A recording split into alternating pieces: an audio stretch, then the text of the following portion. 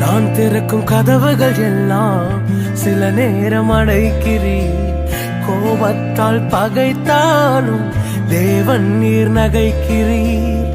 நான் நினைக்கும் வழிகளை எல்லாம் சில நேரம் அடைக்கிறீர். கண்ணீரால் புலம்பினாலும் என்னை நீர் அணைக்கிறீர். அடைத்ததின் காரணம் கூட நான் கற்றுக்கொண்டேன்.